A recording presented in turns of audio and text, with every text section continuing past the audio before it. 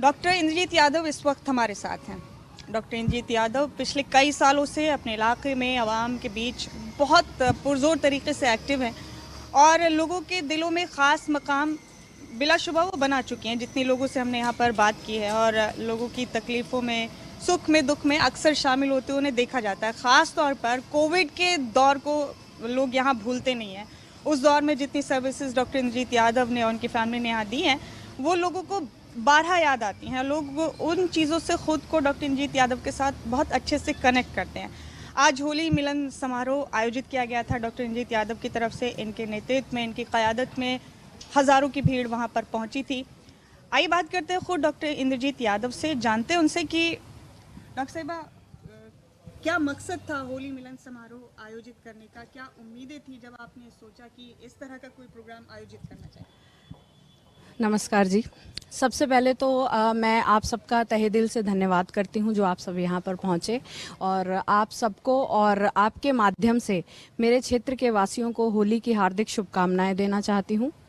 और हम सब जानते हैं कि होली जो है एक भाईचारे का, प्रेम का, सौहार्द का त्यौहार है।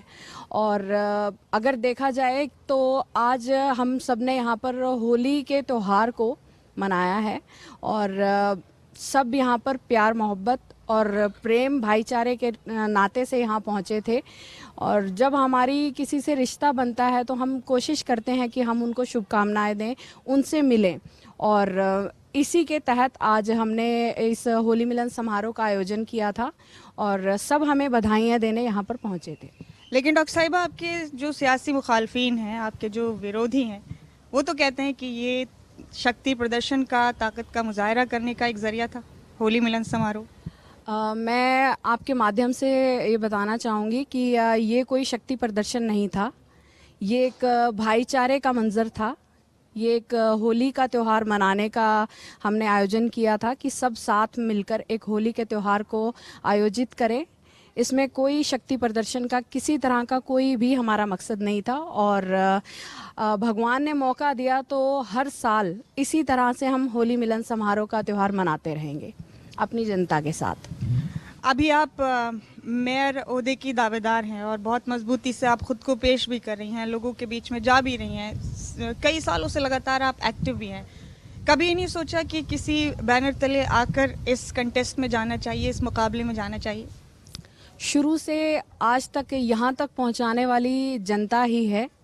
जनता ने ही मुझे चुना था, जनता ने ही यहाँ तक पहुँचाया, जनता ही मेरी टिकट है और जनता ही मेरी जीत है। अगर जनता जनार्दन कहेंगी और हमारी किसी पार्टी से विचार मिले अपने क्षेत्र में विकास प्रगति को लाने के लिए, तो जैसा जनता जनार्दन कहेगी हम उसी हिसाब से चलेंगे। अगर किसी पार्टी ने ऑफ़र किया कभी?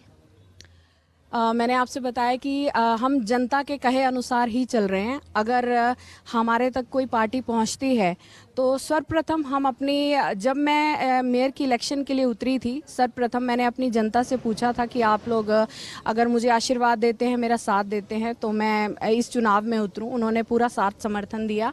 और आगे भी अगर कोई पार्टी हम तक पहुंचती है, अप्रोच करती है, तो पहला कदम हमारा होगा अपनी जनता जनार्दन से विचार विमर्श करना। जैसा वो कहेंगे हम उसी के अनुसार चलेंगे। डॉक्टर साहिबा, बहुत लोग अब राजनीति में आना शुरू हो गए हैं, ख़ास तौर से यूथ जो हैं, ये नई नस्ल के लोग हैं। आपके पास ऐसा अलग क्या है? आप कैसे उन लोगों से मुख्तलिफ हैं कि आपको लगता है कि मेयर ओहदे पर दावेदारी करके और वाकई अगर एक दिन आप मेयर बन जाएं तो लोगों को सॉर्ट करने का, लोगों की परेशानियां हल करने का, आवाम को सुनने का, आपके पास ख़ुद को मुख्तलिफ बताने के लिए क्या है, ख़ुद को अलग बताने के लिए क्या है? सर्वप्रथम तो मैं किसी राजनीति से ताल्लुकात नहीं रखती हूँ। मैं पेशे से एक डॉक्टर हूँ। आज तक लोगों की सेवा ही की है, पहले अपने प्रोफेशन के द्वारा और अब एक समाज सेवी के तौर पर पिछले 3 साल से लगातार हम लोगों की सेवा कर रहे हैं। और इसी सेवा भाव और प्रेम से, आदर सम्मान की वजह से जनता का हमें साथ और प्यार मिल रहा है। कभी किसी पार्टी ने, किसी बड़े लीडर ने कभी संपर्क साधने की कोशिश की है? ये समय ही बताएगा कौन किस पार्टी तक हम पहुंचेंगे या कौन हम तक पहुंचते हैं। बाकी मेरा मेन जो महत्व है वो जनता को है। जनता द्वारा चुनी गई हूँ, जनता द्वारा यहाँ तक लाई गई हूँ और आगे भी उन्हीं की सुन के हम चलेंगे, क्योंकि हमारा जो क्षेत्र है, अकेला इंसान कोई कुछ नहीं कर सकता। लेकिन जब आपने सुना होगा, एक कहावत है कि एक अकेली लकड़ी को तोड़ते हुए 1 सेकंड लगता है, लेकिन जब वो एक बंडल होती है तो उसको तोड़ने में बहुत मुश्किल होती है, टूटती ही नहीं है। तो मैं अपने आप को अकेला नहीं समझती और मैं ना ये समझती हूँ कि मैं मेयर की प्रत्याशी हूँ। मेरे क्षेत्र के वासी जो मेरा साथ दे रहे हैं वो सब मेयर के प्रत्याशी हैं, सब मेहनत कर रहे हैं और मैं यही मानती हूँ कि जो सब कहेंगे हम वही चलेंगे। पहली बार नगर निगम मानेसर बना है, लेआउट क्या है आगे? मैं सबसे पहले तो आप सबकी तरफ से अपनी सरकार तक अनुरोध करना चाहूँगी सरकार से कि जल्द से जल्द इलेक्शन करवाई जाए, क्योंकि तीसरा साल चल गया है मानेसर नगर निगम के गठन के बाद और हम सबको काफ़ी मुसीबतों का सामना करना पड़ रहा है। जो नगर निगम के कार्य हैं वो भी पेंडिंग चल रहे हैं, रोडें टूटी पड़ी हैं, लाइट्स नहीं है, पानी नहीं है, कूड़े के ढेर लगे हुए हैं, जिसकी वजह से हमारी आम जनता को बहुत परेशानियों का सामना करना पड़ रहा है। हम तक पहुंचते हैं लेकिन हमारे पास अभी कोई ऐसी सक्षमता, कोई ताकत नहीं है कि हम इन जो मुसीबतें हैं, जो समस्याएं हैं, उनका समाधान कर पाएँ। तो मेरा आप सबकी तरफ से सर्वप्रथम सरकार से यही अनुरोध है कि जल्द से जल्द चुनाव करवाएं ताकि समस्याओं का खात्मा किया जा सके और अपने क्षेत्र का पूर्ण रूप से विकास किया जा सके। बहुत बहुत शुक्रिया डॉक्टर साहिबा आपका। तो डॉक्टर इंजीत यादव मानेसर नगर निगम से मेयर ओहदे की दावेदार हैं और ख़ुद को बहुत मजबूत मानते हुए कई सालों से इस इलाके में आवाम के बीच मेहनत भी कर रही हैं। देखते हैं नगर निगम चुनाव में आखिर होता क्या है, किसकी मेहनत कितनी रंग लाती है, ये देखने वाली बात होगी।